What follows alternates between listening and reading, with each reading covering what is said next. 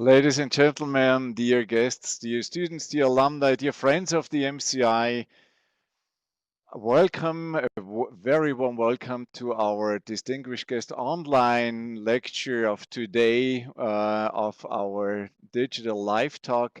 And next to me, you can already see our distinguished guest of today, Rudi Schreiner. But let me, before I introduce Rudi and address the word to him, let me welcome also our partners from Tageszeitung Die Presse, from Tiroler Tageszeitung, from Südtiroler Wirtschaftszeitung, and all you out there following us today on our live stream, being part of our distinguished guest lecture series.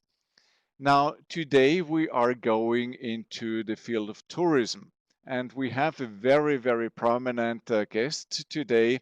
He is the founder, the co-founder, and the president of AmaWaterways. And as we will learn later on, AmaWaterways derives from Amadeus Waterways. And Rudi Schreiner is now sitting, I think, in Malibu, but let me now welcome you, Rudi. Thank you so much for being here today and sharing your ideas, sharing your time with us. Thank you so much, Andy. It is great to be here again. It was wonderful several years ago when I was actually in Innsbruck, and I'm looking forward to this session. Actually, we could confess that we have been knowing each other for quite a while.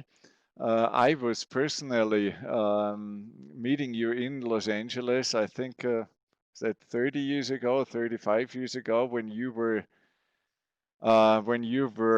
engaged in student travel, and I somehow got infected by the travel business, and then I was working for you, I think, for 5 years over the summer times, and also in the United States. Oh yeah, that was a long time ago. I've been actually in the US now since 1978. Yeah, 1982. I started STI, Student Travel International, student tours from the US to Europe. And we had some wonderful, wonderful people as tour managers, young, great students who came out of college or were still in college working in the summertime. And you were one of those wonderful people there. So it was a very long relationship, lasting back many years. And since then, we have stayed in touch with each other, and great to be here again. Thank you so much for being here. And perhaps a message to the audience on the live stream. You are welcome to send us questions to livetalk@mci.edu. I repeat, you can send us questions to livetalk@mci.edu, and we are pleased to receive them, and I will try to do my best to raise them, to put them forward here in this live talk. Some questions have already been sent ahead of the event, and I will try to bring them in as well.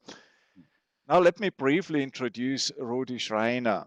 Now he is the president and is the co-founder of Amadeus Waterways, of AmaWaterways, but he was born in Vienna. His love of design drew him into architecture, but his even greater love of travel drew him to places far and wide. In 1975, you, Rudi, traveled to South America for a journalism assignment on the Amazon River.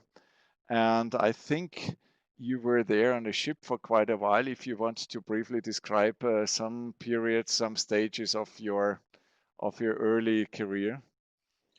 I mean, my early career actually started more or less on a different path. Yeah, it was my roommate in Vienna and I, we decided when we were 21, maybe we should go on vacation in the summertime to Afghanistan. And we actually ended up on a 7 month trip from Vienna all the way to Nepal. And we got a scholarship from the Ministry of Education to do some research in Nepal. And we stayed there 4 months with the Limbus, rice farmers. When we came back, actually, after the trip, after the 7 months trip, we got a big contract with the Kronenzeitung. We actually met with Hans Dichand at that time, and we signed an agreement for 20 weeks every Sunday, 2 pages about our trip to Nepal. And the theme was Das große Abenteuer ist nicht tot. So that was with that whole assignment. Then we decided on a second trip, and our second trip was 1974-75. Going from New York by car all the way down to Peru. And then we spent 7 months in the Peruvian Amazon, building actually a raft. So it wasn't a ship, it was a raft. Yeah. And we spent about 5 months on the raft in the upper Amazon with the Hebrew Indians, the Achuar, and one of the most wonderful times actually in my life. Yeah. Once you do all this travel, it's hard to get away from it again. It's a different life, meeting all these unique cultures and so on. So I studied architecture at that time. Then I also studied anthropology at the University of Vienna. And then eventually I ended up moving to the US, to New Orleans, and got my MBA at Loyola University in New Orleans. And then in 1982, I opened up my first company, and that was STI, Student Travel International. So travel was always in my blood, and it still is. And so in 82, then I moved from New Orleans to Los Angeles with two other Austrian partners, and we started up the company. That was until 1990. In 1990, actually, I was a president at the last 7-8 years of the company. In 1990, I basically sold my share and started another student tour company. That was Amadeus International Tours. That was right during the terrorism, Gulf Wars, and so on and so on. And it didn't go well. So after 2 years, actually, I shut it down. You know, it's a very good learning experience to also have a big failure in your business environment. Yeah, and then in 1992, I started working for Uniworld here in Los Angeles in Encino. That was a motor coach company doing motor coach tours to Yugoslavia. And also in September 1992, the Main-Danube Canal opened up for the first time. 800 years ago, Charlemagne already tried to open up that canal, and they failed. And again, in the 1850s, they tried to connect the Rhine with the Danube, and again it failed. And finally, in 1992, that was completed. And I saw a chance there with long-distance river cruises. So at Uniworld, I started also working with some Dutch ship operators, ship owners, and put the first concepts of river cruising for the US market together. And Uniworld, within a couple of years, became from a motor coach tour operator to a strict river cruise line. I left Uniworld in 2000, and I opened a Viking River Cruise, the office in Los Angeles, which is today the headquarters. Viking started in '97 in Europe, but had no distribution except through Uniworld in North America. So when the whole partnership between Uniworld and Viking ended, Viking approached me if I'm interested in opening their office here in the US. So I left Uniworld, opened up Viking River Cruises. I was the president, and I left Uniworld with about 15 people. And then 2 years later, I actually left Viking River Cruises to start my own cruise line together with Christine Karst and Jimmy Murphy. So that was in 2002 on July 1. That means in a few days, we are celebrating our 18th anniversary of AmaWaterways. It was originally Amadeus Waterways. I always liked the name Amadeus, being a good Austrian on the one side. On the other side, Ama stands in the alphabet before American. So I always was a step ahead of any American company in the alphabet and on listings and so on. And Ama also means love. So Amadeus actually means love of God. When I tried to trademark the name Amadeus, the airline reservation system Amadeus blocked us. We could afford it, but I just dropped the Deus, dropped the gods, and now it's only love. So, and the ships are all named after, start all with Ama, like Ama Magna, Ama Leia, Ama Duro, and so on and so on. And just a couple of months ago, I got a little houseboat, a little electric boat on a lake in West Legal Village, where I live, my other home. And I have a little boat there, which I named the Rudi. So if you ever come to LA, you're welcome to take a cruise with me on the Rudi.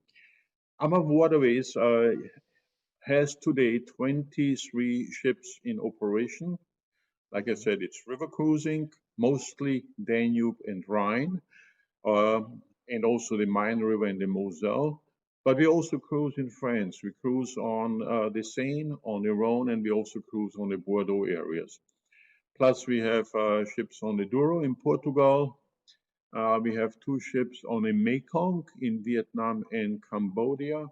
And then we have 1 little boat for only 28 guests on the Chobe River in Namibia, Botswana, for beautiful safari cruises. We carry about 100,000 passengers annually, and gross revenue is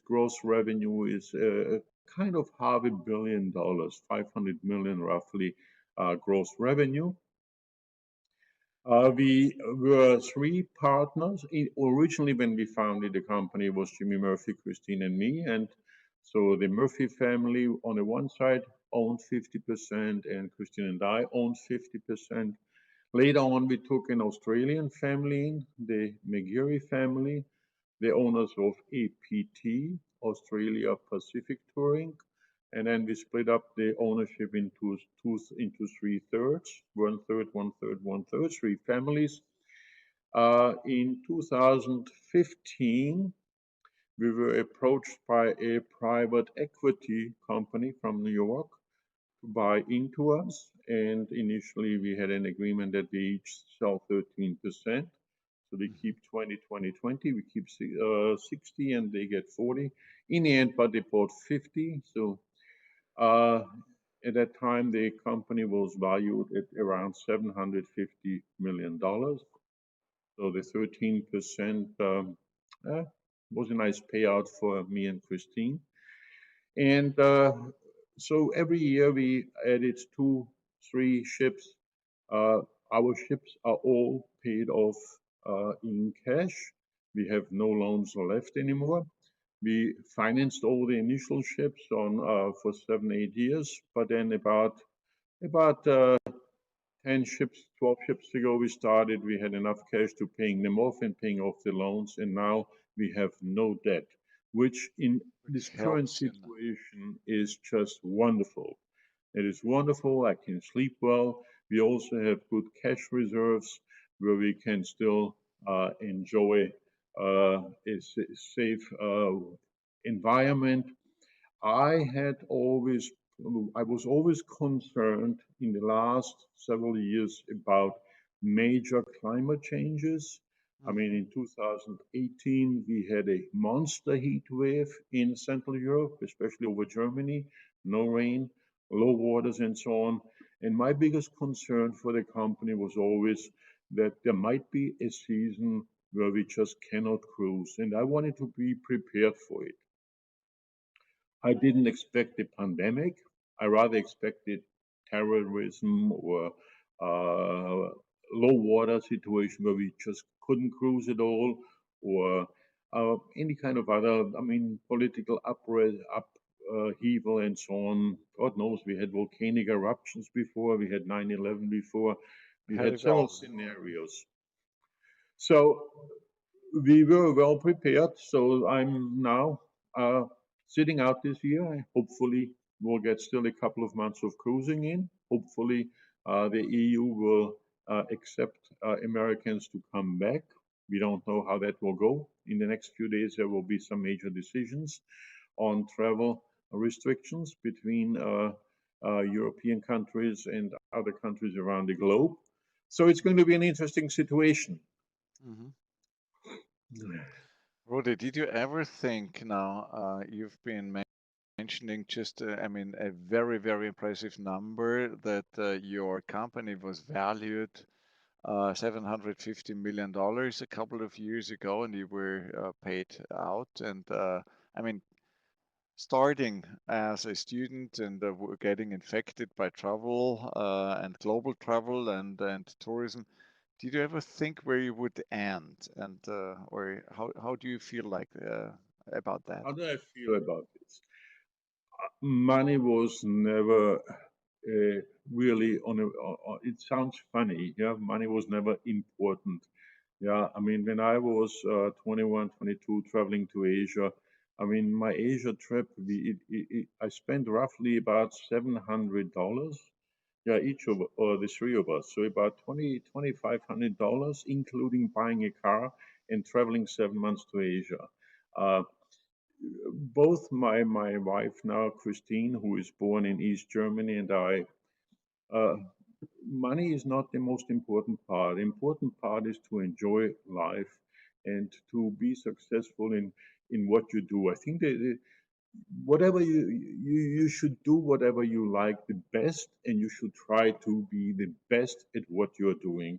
Yeah, and then the success will come. So, did I expect this in the past? No, I didn't. Did it happen? It happened. Does it really, do I feel much different about it? Not really. Am I happier than when I was in my 20s traveling around the world also? It's not the financial side. It's a nice reward to have it, yeah, but it hasn't really changed my life a whole lot. We do travel, both of us, Christine and I, mostly we travel together. Yeah, Christine is executive vice president of the company. She's in charge of sales and marketing. So and also reservations. So the biggest part of employees and staff actually are under her. I am more on the operations and finance side, Mhm. and we do enjoy travel. Uh, I just before we got on to this, I mentioned to Andy that our last trip just this past January, we went to Senegal, to Gambia, to Ivory Coast, and to Ghana. Uh, Not vacation places really, but just exciting places, exciting different communities, and totally different lifestyles. Looking back at it, when we were there, it was not easy. It was not the best accommodations and so on. We had our challenges, but looking back today, it was one of our most interesting trips we had. So there is a lot of excitement about tourism travel. You meet so many different cultures. Yeah, living in the Amazon with the Indians, living in Nepal with the rice farmers, gives you a totally different perspective of what's important in life. Yeah. when we started our cruise line, we wanted to be the best at what we are doing. We wanted to be, we wanted people to come back from their vacation and say, this was the best vacation we ever had. And that was always our goal. Yeah. And today I have to say we are considered as one of the top cruise lines quality-wise worldwide. Yeah. Like recently uh, about 8 months ago, no, about a year ago, one of the big cruise lines reached out to us and was very interested in acquiring us. Yeah, valuation was more than 2.5 times as high as the last valuation in 2015. Incredible amounts. It didn't go through because of coronavirus. Was I upset? Not at all. Not at all. I'm glad actually it didn't go through because I'm still in the same position today, and there was not somebody telling me maybe what to do. I mean, in general, if they want to tell me what to do, I wouldn't be here anymore. I would probably leave. So I am enjoying it very much, yeah, and I will be continuing doing it as long as I'm having fun. Mm. Most people at my age at this point are retired. Yeah, I mean, I can tell you I'm 68 now. Yeah, and I'm still enjoying to work and enjoying what I'm doing. Now, as the topic of today is global travel, what now? Perhaps I may engage in this issue now. Uh, how would you see now, especially regarding river cruising or cruises in river cruises or cruise lines in general? How would you see the market evolve? Will it be the same in 2 years from now, given the COVID crisis, okay, stabilizes or so, or would you say there will be long-term impact on the cruise ship business? I think there will be impact. It is still today a little difficult to really forecast, but here's my feeling: it will take a couple of years if it fully recovers. Yeah. What is happening now with the soft opening?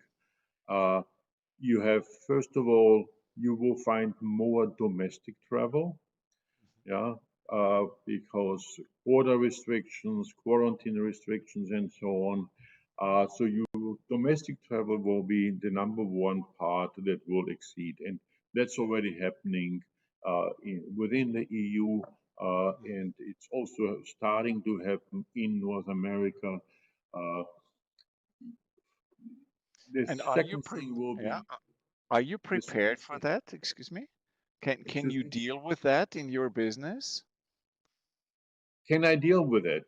Mhm. One thing also that happened to us now is we were approached by a German tour operator to use some of our ships for the German market on the Rhine River and on the Danube.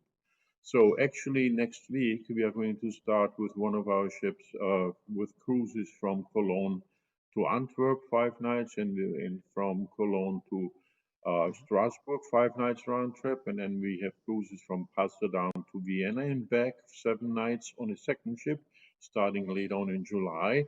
So there are other opportunities out there, yeah, to look into. But from our side, the way I see river cruises is it's a small environment. It's 100, 150, 180 people in a luxury moving floating hotel, Hotel. and most of the time is actually spent uh, in on land, yeah. Plus, you are not out in the ocean on open waters, international waters. You're always in a country. So you have easy access to medical facilities, which you might need in these current times, yeah. So, but you have an environment, a very safe, controlled environment. So the demand for that will come back and will come back probably very strongly, yeah. There is a chance that people move away from monster big environments into the smaller Mhm. luxury, not too many people around, and so on. So from that side, I see it's a very positive development in the future. Yeah, Mhm. I think again, my bigger concern still today is low water in the Mhm. future and extreme weather conditions. Mhm. So from that side, but going back to how does it develop? So the first development will be domestic travel, Mhm. then domestic flights are still slowly starting to come back, and then eventually you'll get into international flights, and that will take a little longer time. Yeah, Mhm. but it all will come back probably eventually. Yeah, will we see the number of international travel as we have seen in the past? That is something I'm not 100% sure about. Will there be a change of people who do travel? Mhm. What has happened over the last few years is uh, travel became very uh, popular especially in the North American market. People would rather invest their money into travel than into buying a new Mhm. jewelry or a second car or a third car. Yeah, Mhm. because you acquire a totally different values when you travel. And there are Mhm. so many opportunities today in the world. Yeah, so many exciting places to go. So it will not stop. The demand is here. There is a big backup demand. We bookings for 22 for next year for 21 are strong, very strong. We have seen in a couple of weeks ago some of the strongest weeks ever in booking future cruises, and we Mhm. already opened up 2022, which normally we wouldn't do until October. So there's a lot of demand already out there. Yeah, Mhm. hopefully by next year when we start up, and we usually start the season in Europe around mid-March. Hopefully by that time, yeah, most of the things will be resolved. We'll see, yeah, but it still could be that there are restrictions on social distancing, the distances, yeah, between people and so on. How many people you can have on board, how many people you can have on tours and so on. So we will see how that will develop. The way I see it now is the first thing that will happen is there will be medication out there Mhm. to relieve the pain, to relieve the suffering, to reduce the death rate. There are Mhm. already some medications out there. From my understanding, there are 136 vaccines under trial currently from across the globe. So billions and billions of dollars are being spent on new vaccines. And one of those, I mean, should work. Out of 136 trials, I mean, one of those should work. Hope is very good. So this, once this is kind of under control. I mean, we had situations with AIDS before, yeah, and with Ebola and so on. And eventually things will get under control and things will get to normalize again. Mhm. Yeah. Uh, So let me I feel let me very good about it. Thank you so much, Rudi. Let me just invite the audience again to and encourage to send questions to me to livetalk@mci.edu. I've already received some questions, but you are more than welcome. Well, I'd be pleased to get some in. Now, um, if we try to move on or to embed global tourism or your tourism business in the large economic framework, now, wouldn't you think the recession being or coming, deriving from the pandemic, that may impact or have severe and long-term impact on traveling? Does the recession have major impacts? It long-term impacts. I mean, it is hard to foresee uh, what the major impact is going to be on the airlines. Yeah, I mean, airlines are suffering probably the most. Yeah, Most airlines now have somewhere around 80-90% of their planes parked. Mhm. What's happening with this whole recession impact is governments, central banks are spending trillions and trillions of dollars, yeah, in floating money into the markets, yeah, to make it through this recession, yeah. If you look at the stock market, the Dow Jones, the Nasdaq, and so on, the Nasdaq, the last few days, every day almost a new high. Uh, there is a big shift in uh, in the consumer also today. There's a big shift. I see it very strongly in North America. There are a couple of shifts. One shift is from going out to the shopping mall to online shopping. So if you look at Amazon and so on and home deliveries, yeah, Mhm. that's something uh, that we saw changes in 3 months, which under normal circumstances would have taken 5, 6 years. Yeah, these are immediate changes. Large companies are doing well. Microsoft is doing well. Google is doing well. Amazon is doing well. Their stocks are up at new highs. Uh, the small businesses are suffering. The small restaurants are suffering. They don't have access to money as the big ones do. So there's a huge shift in the market. Uh, we are still working from home. All of our people are still working from home, and eventually we will go back to the office, but not everybody will want to go back. People will probably choose to be partially home, partially back. This is a tremendous shift in the whole economy, but the central banks have flooded uh, the economy with so much money, yeah, that we will make it through this recession, but come out of it in a different way. Now, Mhm. travel, uh, there will be support to the airlines. They will start up slowly again. Uh, you cannot just go bankrupt with all the airlines and no long and not fly any longer. So there is a lot of money poured into this to make it through this recession. Yeah, the central governments have been very strong in the past, after 9/11, after 2008, 2009, after the bank crash and so on, and again now much stronger than before in making it through these hard times.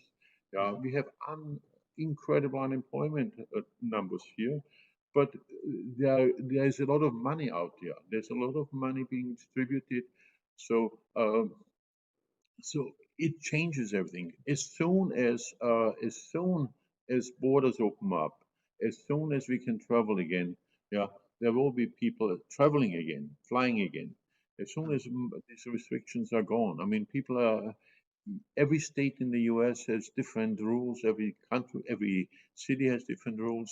Yeah, but life is restarting again, and so how long does it take to get over it? I would say by the end of the year, we'll see probably slightly better numbers, and it might take another year. But Mhm. as long as we have all this support From the from the government, which they are now looking at a second support package coming in, things will continue working, and the travel industry will come back. If you look at Disney and their big adventure places and so on. They are starting to reopen. Uh, Mhm. so things will normalize again. It will take some time, and big companies will adjust. We adjusted to it. Uh, there and the big cruise lines, yeah, which needed lots of funding to make it through these times, they all pretty much got their funding. How it will develop, will they get the passengers in the future? Eventually, when things normalize again and the threat of COVID-19 is gone, people will go back and do it, yeah. And so from that side, uh, I think there's good hope. Yeah, the future looks bright. Yeah, this is an incredible, different time. Imagine all these young people today who graduated from high school, graduated from college, and the last several months, yeah, they have been tied up at home. Yeah, this is something that hasn't happened since the Second World War, probably. Yeah, such a monster quick change in the economic system. Supply chains were broken. You went to the stores, there were empty store shelves for weeks. You couldn't get toilet paper, you couldn't get certain foods, and so on and so on. Yeah, international supply chains were broken, and it's coming back and it's being fixed, and we are making it through, and we made it through in a nicer way than probably during a world war. So this is I there's only hope in the future, and people will adjust to it. Yeah, one big advantage of the whole pandemic is that the air cleaned up. We have beautiful, clean air in most places today. Many places have no more smoke. Maybe the earth just needed a little break also. You've been just creating the bridge to my next question, which I have on here. Now, you've already been mentioning climate change earlier before, and now raised, the issue of the pollution in the air or the clean air now, and that the risk of being affected by climate change, which you were having in your strategies, was seen bigger than anyone else, any other risk. Now, what do you think about climate change? Will the global community be capable to really stand up to this challenge and to deal with it and to limit the climate change so that you in the tourism business can live with it? It's not only it's not just the tourism business. Yeah, it is the whole world is affected by it. I mean, it got so bad in many places around the globe, yeah, where people were dying because of unhealthy air and so on. Uh, it will only improve if the whole globe works together, because you cannot work in one sphere, in one part of the globe, and then the other one just doesn't care about what's happening. I think it will change. I think it will change. I think if it gets critical, that the world, like this, like with this pandemic, the world will come together and put a break on it. Uh, Companies are more and more restricting the carbon dioxide output. Companies like even some of the big U.S. companies are promising within a certain time period to be zero emission uh, companies. Yeah, so things are changing also there. I would say this was a good learning experience. What happened with this pandemic and how quickly some of those places got cleaned up. And if you look at pictures from Delhi or from Beijing before and now, yeah, you suddenly you can see houses again, which you couldn't see before. Uh, so this will all. There is a chance. There is a good chance that the global community comes together when it gets, but it probably will happen only when it gets critical. Mhm. Yeah. Uh, but I think in general, the Western world so far has been accepting it very strongly. I think Europe has been very active, yeah, Mhm. in uh, in cleaning up the rivers, the air, and everything. uh, China might maybe says one day, starting tomorrow, no more pollution, yeah, and it might change. Yeah, they can do things very quickly. So. Uh, I think there is hope when things get bad. Things got really, Mhm. if you look at the last few years, yeah, things deteriorated fairly quickly. If you look at the glaciers in Europe, if you look at the we are dealing with water problems because there's not much more snow melt as it used to be in the spring, a slow glacier melt and so on, filling the rivers. So these kind of things, groundwater levels have been dropping in some of the European areas and so on. And it's not only in Europe. I mean, we are affected by it in Europe because we are cruising mostly in Europe, but it's happening around the globe also. We have issues on the Mekong. They are building more and more dams on the river, changing the natural flow. So, but what's happening here on this side here of the in North America, they are breaking down the old dams. They're breaking down. They're trying to get back to more natural flows again and restricting things. So, I think when it gets critical, yeah, that there's a good chance the world will come together and put a big stop to it.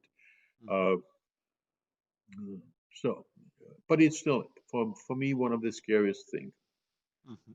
I've now promised to bring in some questions, and I may start with the first question coming from Tageszeitung Die Presse. And it says tourism has come to a complete standstill in recent weeks. What does it take for the reboot? Is there certain, I assume, also political measures or measures you would set? What does it take to reboot What tourism? does it take to reboot? You have to provide a safe environment.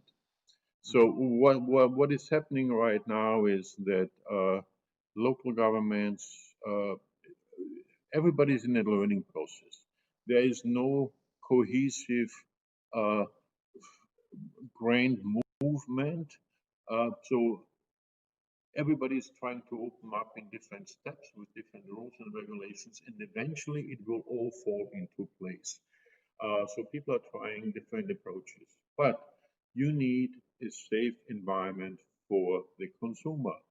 So if you open up your hotel resort, you have to provide a safe environment. It means you will have maybe only currently 50% of the capacity available, maybe only 70% capacity available. You will have rules such as wearing masks when you are moving between areas. Uh, there will be certain rules established and people will adopt to it. And so it's not that it has come to a complete stop, but it has already restarted. If you look within Germany, yeah, uh, places which are reopening are doing well. Yeah, the demand is very strong, very strong from the consumer to be out there and travel again. River cruising has started again in Europe. Nico Tours, German cruise line, started mid-June. So about 2 weeks, 3 weeks ago, were the first cruises in Germany. And by now, uh, by July, by next week, yeah, you will see a whole lot more of river cruises already happening in Europe. The EU has been opening up within its most of its countries. Uh, there are restrictions on certain countries, but people will start traveling. So it's not the standstill is over. The development has started, and it will progress, and people will adjust to the environment, to the needed environment.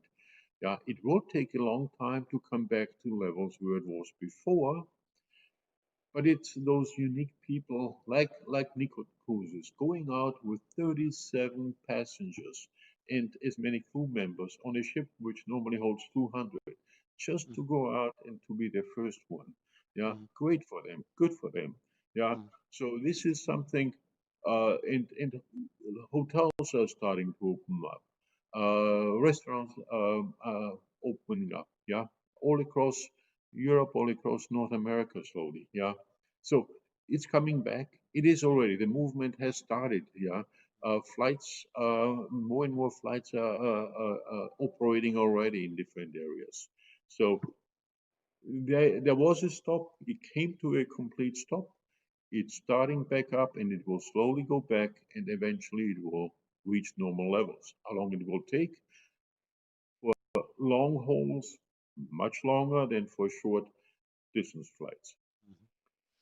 I have another question from a person you, I think, know well, and also you have been knowing for a long time.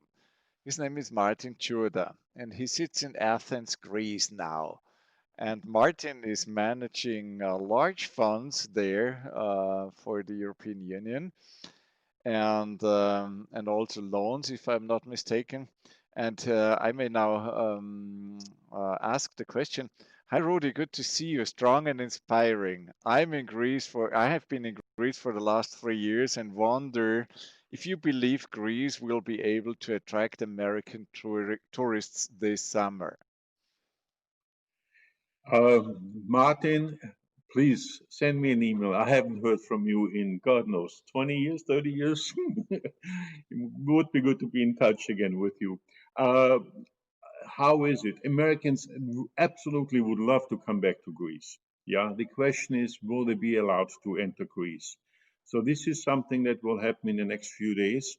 Yeah, where the EU actually will decide uh, who can go to which place. The thing is within the EU, yeah, I mean, Portugal wanted to open up to anybody. And once you're in Portugal and the EU borders are open, you can basically travel without border control from one country to the next one. So there has to be an approval. I think there has to be an official EU statement, and that's, I think, what's happening in the next couple of days. Yeah, they are working on it. Which countries can come? Americans would love to come back to Greece. Yeah, I mean, what a beautiful place. Yeah, and I think the islands and Athens always have been some of the favorite places, and cruising in the Greek islands also. Yeah, so it is just a question when the governments will allow tourism again. The moment they will do it, people will come back. Yeah, and Greece, Italy, Spain have always been highlights, as well as Central Europe for North Americans. So yes, they will come as soon as they are allowed. Right now, the restrictions with going and coming back are so tough, yeah, that it doesn't right now work. But it could be in August, it could be in September. And that's what we are hoping the same thing for our river cruises in Europe, that we are just waiting for the governments. We are ready to go. The moment they say go, the moment they say you are open, you are free to go, we have people who are ready to fly and go. I have another question coming in from Tageszeitung Die Presse. And you have partly been or largely been answering it already. What impact will COVID-19 have on the travel industry in the medium term? And now comes the precision. Will it change structures, or how will it impact the structures in the tourism industry? How it will impact the structures. Like I said before, I think right now people will look at a very safe environment. Yeah, they will look at low number situations, not masses, not uh, uh, unique outdoors uh, uh, vacation will be probably the hit. Yeah, mountains, the Alps, uh, oceans with not too many people, unique resorts. I think that will be. I think there will be a lot of from camping to fishing to this kind of trips coming up just to get out and go out to the fresh air. I think our ships on the rivers in Europe have 80% balconies. So you physically can sit outside, inside. Yeah, we don't have any inside uh, cabins like ocean ships do. Yeah, we have on the lower deck some cabins where you cannot open the window. We probably will not use them, but I think the impact will be to be kind of away from the masses. Yeah, prefer to have fresh air around it and to be active. Yeah, I think activity bicycling, hiking, trekking, swimming. People will look at this, yeah. And so I think this health will be a strong factor. Yeah, social distancing, all the buffets will be gone. Yeah, food has to be served.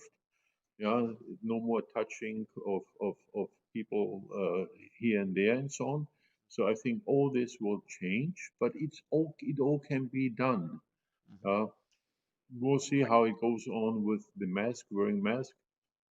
Yeah, that might be something that might be in place for a long time to come. Yeah, that when you are in larger groups, in larger environments, you have to wear a mask. We'll see. Yeah, but yes, it will change, uh, but it will develop. Yeah.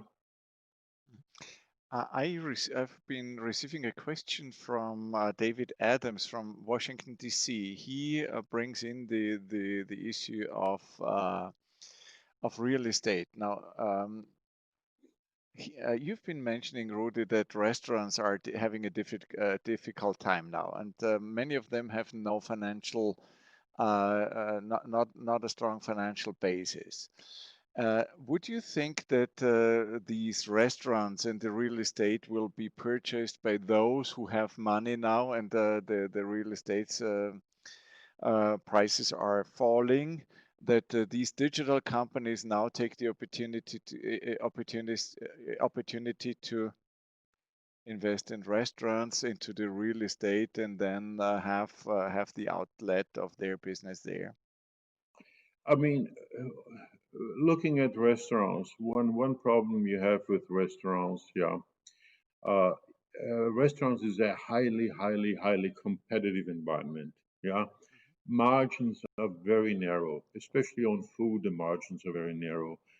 Drinks, bars, and so on. You have much higher margins there than you have on food. So when you are restricted in your restaurant now, which you are reopening after 3, 4 months, that you only can accept 50% of the guests, you will still be losing money. Yeah, Mhm, you will not be able to make it through. Yeah, mhm, so that's and then also what has happened during this whole environment here, the restaurants who made it through, yeah, did takeout and delivery. mhm, Yeah, so some of them did okay and made it through, but it's it's it's a highly competitive environment. What will happen? I mean, a lot of them shut down. A lot of them will still shut down and may not make it through because under the current circumstances, under the current social distancing rules, they still cannot make any money. Yeah, if they only can have 50% of the people in the restaurant, if they can only serve maybe like some of the restaurants do, they only allowed to serve outdoors and no longer not inside yet, and so on. Uh, what's happening in the U.S. is a lot of tenants didn't pay their rents for the last couple of months. A lot of shop owners didn't pay their rents to the leasing companies and so on. They are getting government support on the one side, yeah, and uh, what will happen? Uh, I would say commercial real estate, especially commercial retail space, yeah, will be abundant possibly because uh, shopping malls, shops and lots of retail stores are closing or are reducing the number of outlets because more and more is happening online. And that's what I mentioned also before. What we have seen in the last 3 months would have been a normal development of 5 or 6 years away from the retail stores to the online shops. And we have seen this explosion in 3 months. Amazon is booming, home deliveries, and so on are booming. Online uh, software and so on is booming. Video conferences are booming. I mean, from Zoom to whatever, and Adobe Connect to Microsoft, and there's so many new things out there, which in the future might also restrict business travel. people might not find it necessary anymore to fly 5 hours across the country for a meeting with 10 other people and just do it quickly on a video conference. Yes, it will have long-term effects. Uh, uh, on the housing market, on the commercial real estate market, there will be changes. On the private homes, I don't think there will be much changing. Yeah, I don't think prices will be, I mean, people will continue to buy new homes, live in their homes, and so on. Yeah, but on the commercial, and it's more the commercial retail side that probably shopping malls probably will have a very strong downturn in the future.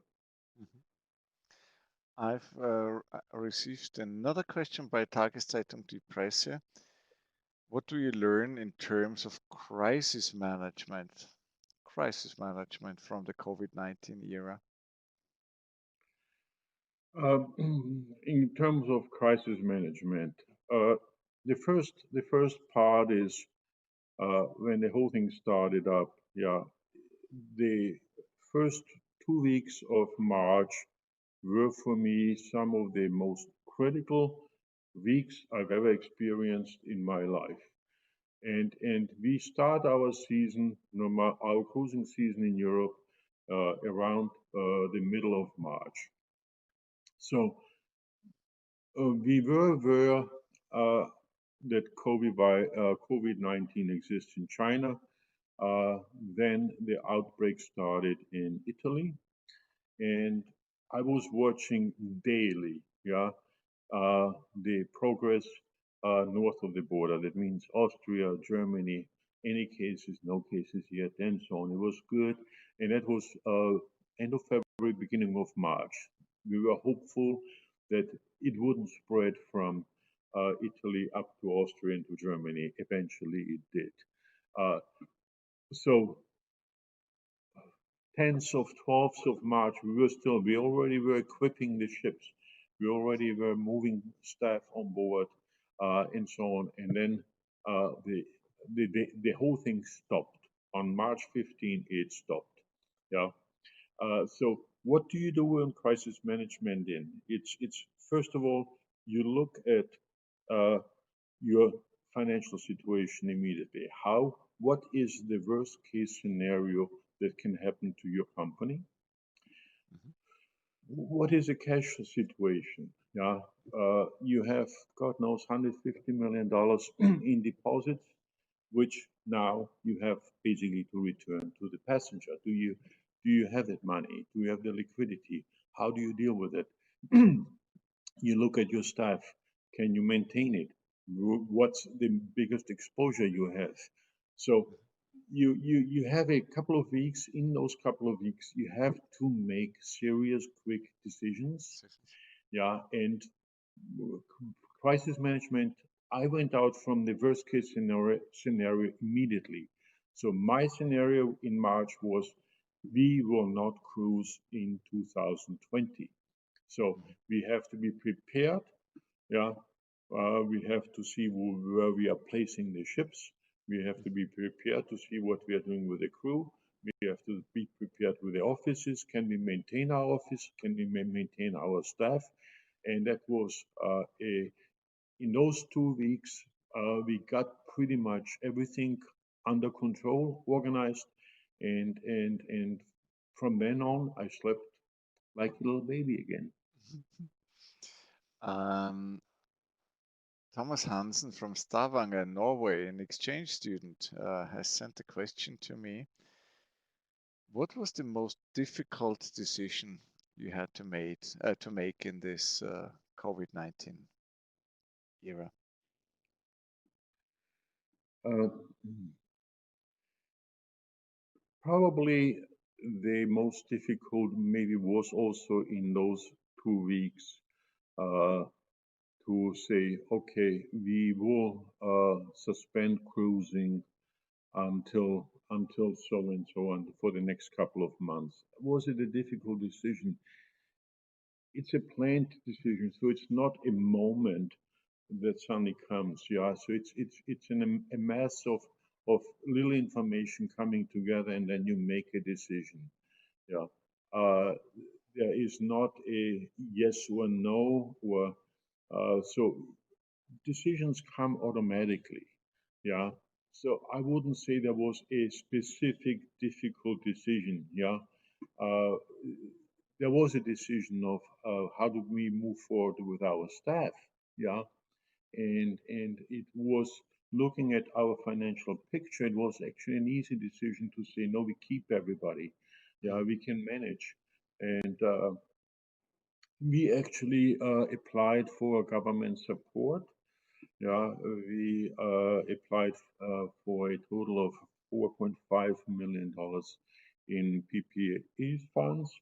We received $3,075,000, and then we decided, the board of directors and us decided, we actually will return the funds to the government because there are the small business owners out there who need it more than we do. So it would have made a small dent in it. Yeah, it would have helped a little bit, but we felt no, we are doing fine. We will make it through the crisis. So was it a difficult decision to keep all the staff on and so on? I wouldn't say there was. Once you have a good picture, you make your decisions, and it's not a yes or no, but you just say this is how it is. Ladies and gentlemen, dear Rudi, we slowly need to come to an end. And I have been preparing a word wrap for you, Rudi. You know what a word wrap is. At least this is something which is quite often been done among young people. And as both of us are young, where we see ourselves that way, I've prepared a word wrap, and that is I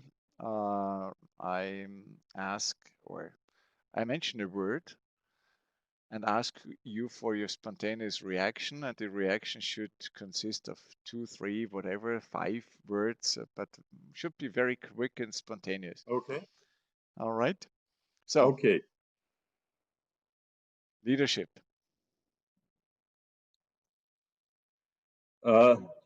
Listening to your surrounding. University. I could study forever. I Okay. spent 13 years in college. Family. Maybe the most important part of your life. Well, not maybe, the most important part. Risk taking. Makes life fun. Europe. Beautiful continent, unique people, lots to see. Money. Money, not the most important part, but nice to have. California. Beautiful mixed pot of people, great environment. Entrepreneur. That's a lifestyle. Yes, you either do it or you don't. Future. Always good, always positive. Climate change. Scary, but can be controlled. Favorite city. Los Angeles. Second favorite, Vienna. And Apostelkeller in Vienna, right? Right. Okay. Thank you so much. Thank you so much to you, Rudi. Thank you, dear guests, dear students, dear alumni, dear friends of the MCI, for being part of this online live talk. Let me really give a very, very warm hand to you, Rudi, and I'm sure you are joining in. Thank you so much for being our guest today, sharing your views, giving insight into a very, very competitive business and into a business which has been heavily affected globally by the pandemic. And I would like to invite you out there, and perhaps you, Rudi, may want to be part of it. We have upcoming guests, upcoming live talks.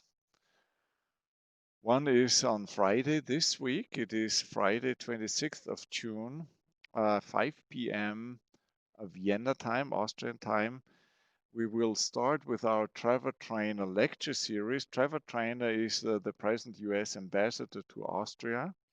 And Trevor D. Trainer is doing a joint lecture series with us.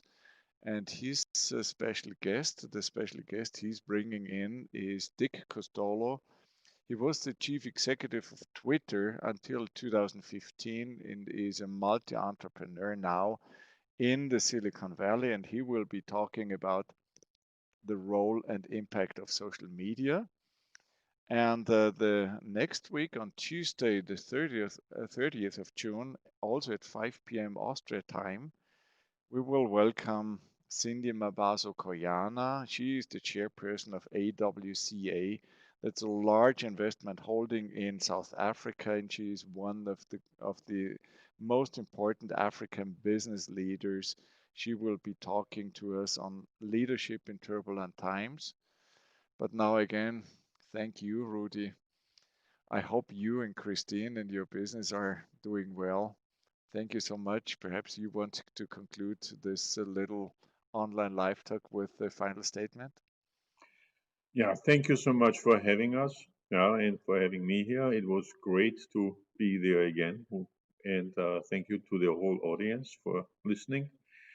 And I wish everybody all the best. And we'll all get over this and we'll come out stronger than before.